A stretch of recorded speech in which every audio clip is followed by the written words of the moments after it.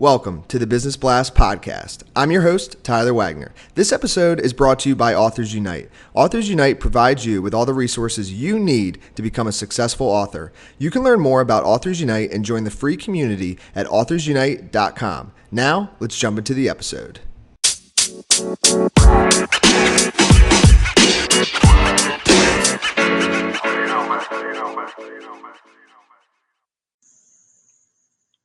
All right, everyone. Welcome back to another episode of the Business Blast podcast. I'm your host, Tyler Wagner. Today, I have a very special guest. Her name is Christine Hart. She is a communications specialist and founder of Hart Coaching Academy. So welcome to the show, Christine.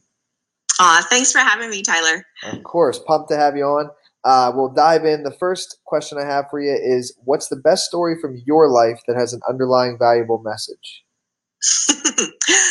Yeah, well, I was thinking on the business side, my first two businesses when I was in my 20s, I started both of them in my 20s. I had a lot of people around me that were very concerned with the competition, that maybe I was first to market, but then what about the competitors? And I think the best thing is that I didn't concern myself with that. I naturally don't have a competitive nature, and I grew up that way, and perhaps times, it wasn't a good thing that I wasn't competitive, but when it came to business, I just, I was head down, provide a good service, be kind to people, treat people as humans, and your business will prosper. And that's kind of a good story of people, people more concerned about competition than I ever was.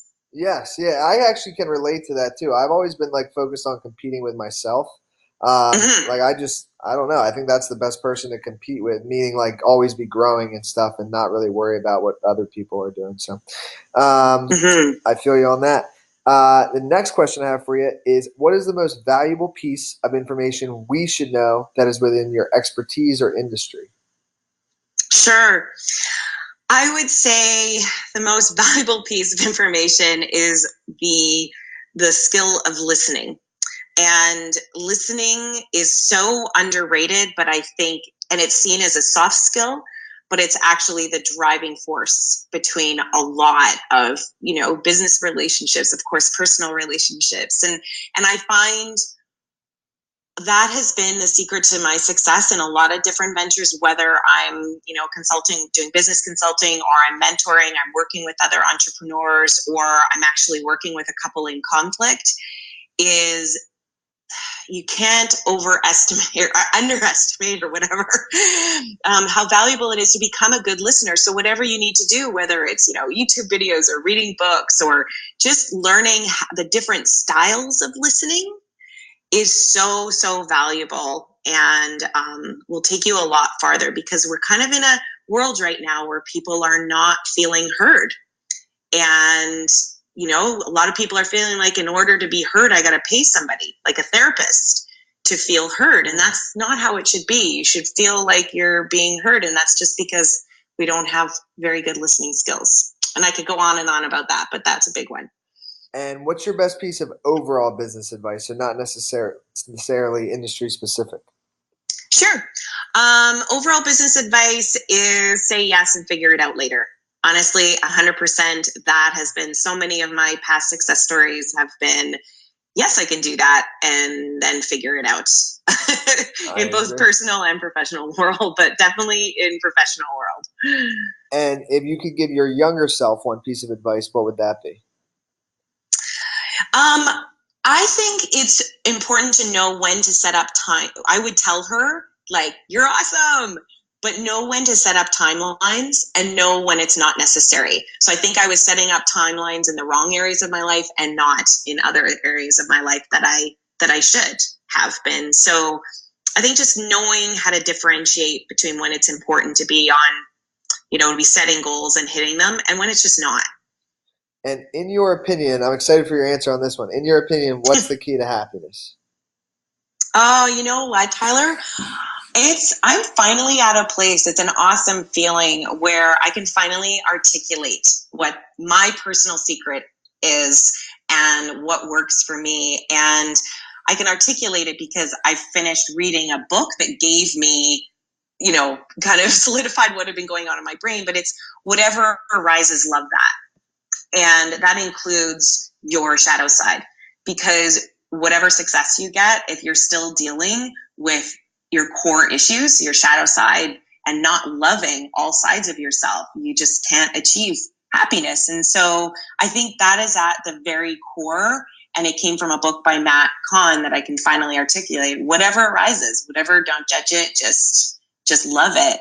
And I think that's at the core. And then, from there, it's setting up your life to experience joy and what brings you joy. But the first one has to come first. That's the secret. And rather than, I don't like that side of myself. It's like, just love it. Yes, and I agree with that. Yeah, it's like processing everything and accepting everything. So, yes. And what's the best, well, maybe this is the best book. What's the best book that you've read, and what's the number one thing you learned from that? Sure. I mean, I was thinking about what has been life-changing for me and I would say Tim Ferriss's very first version, the white one that came out of the 4-Hour Workweek. I can remember reading that and not being able to sleep because I finally was like, this is what I've been looking for. And so I would say that was life-changing in that what was swirling around in my head as possibility, he had created a book that it made me not feel like a dreamer. It made me feel like, oh, I can actually create this life that it's swirling around. And I did just want to quickly say that Living in the Light is another one by Shakti Gawain, which was the very first spiritual book I read when I was 19. And it was definitely major life changes, or not at 19, but it set me off on the right track. Yes, and 4-Hour Workweek, Tim Ferriss changed my entire life. So I'm all about Tim. And what is your favorite quote and why?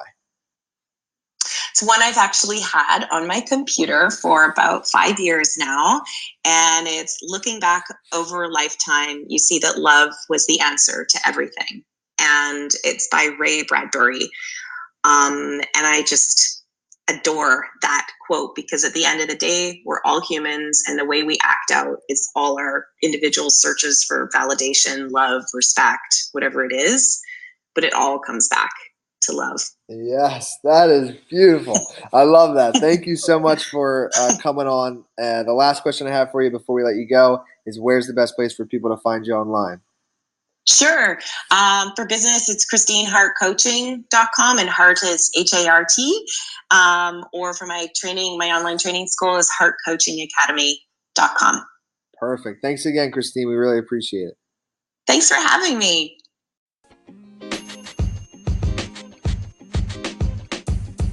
The podcast you just heard was recorded with Anchor. If you want to make your own, download the Android or iOS app completely free from anchor.fm/podcast. That's anchor.fm/podcast.